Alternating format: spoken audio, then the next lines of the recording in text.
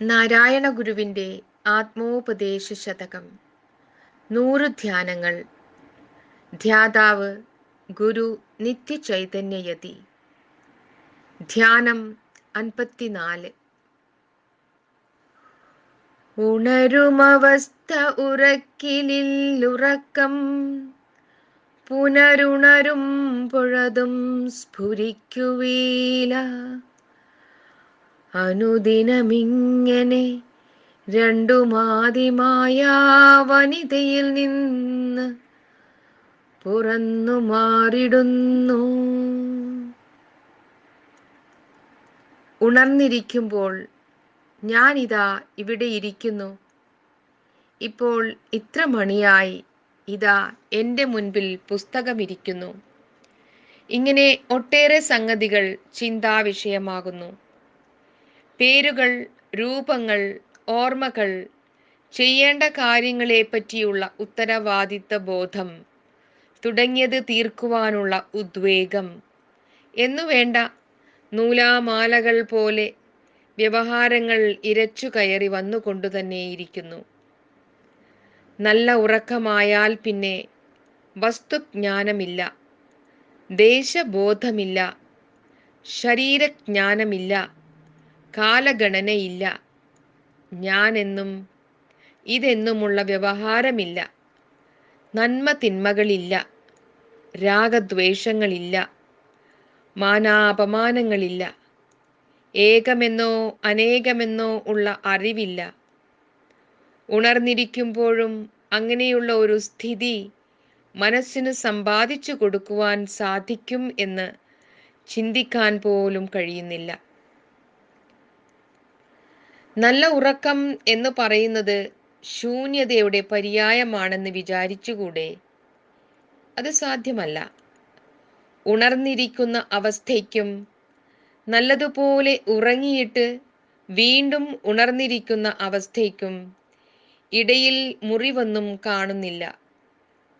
ഇന്നലെ ഉറങ്ങുന്നതിന് മുൻപ് ചെയ്ത കാര്യം ഇന്ന് ഉണർന്നിട്ട് തുടർന്ന് ചെയ്യാം. അതിനിടയ്ക്ക് കാലം കടന്നുപോയെന്ന് വ്യക്തമായി അറിയുകയും ചെയ്യാം. അതുകൊണ്ട് ഉറക്കത്തിലും ഉണർവിൻ്റെ ഉണ്മ എവിടെയോ ഭദ്രമായി മറഞ്ഞിരുന്നു എന്ന് കരുതണം.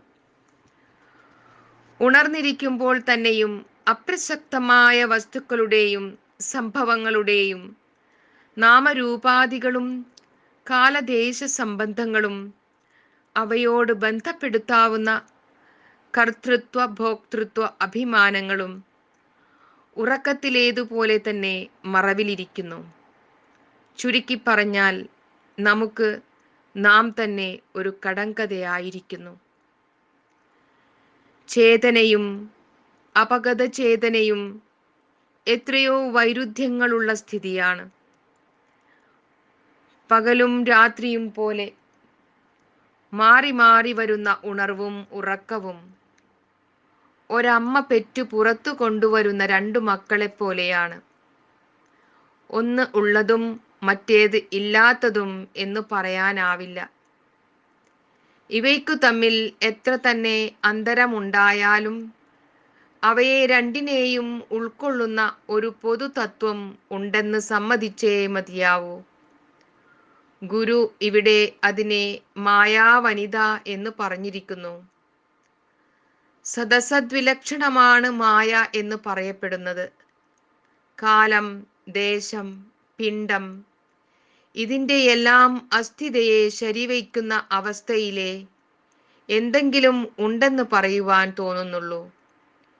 ഉണ്മയുടെ ലക്ഷണങ്ങളെല്ലാം സ്വബോധമുള്ളപ്പോൾ മാത്രം വരുന്ന പരിഗണനയാണ്. അബോധാവസ്ഥയിൽ കാലദേശങ്ങൾക്ക് ഒരു പ്രസക്തിയുമില്ല. ശാസ്ത്രജ്ഞന്മാർ കൃത്യമായി നിരീക്ഷിച്ചും അളന്നും തൂക്കിയും കണക്കുകൂട്ടിയും വകതിരിച്ചും പരീക്ഷണങ്ങൾ നടത്തിയും അറിവിൻ്റെ പന്ഥാവിൽ കൂടി അതിദൂരം നടന്നിട്ട് പിന്നെയും പിന്നെയും ഭേദിക്കാനാവാത്ത ഒരപ്രമേയ പ്രഭാവത്തിൻ്റെ മുൻപിൽ നിസ്സഹായരായ കുട്ടികളെപ്പോലെ നിന്നു പോകുന്നു. പരമമായ സത്യം എന്തെന്ന് ഉറപ്പിക്കുവാൻ കഴിയുകയില്ലെന്നുള്ള ഉറപ്പു മാത്രമേ അവർക്കുള്ളൂ. അറുതിയില്ലാത്ത ഈ ലോകനാടകം എന്നു തുടങ്ങിയെന്ന് ആർക്കു പറയാനാവും?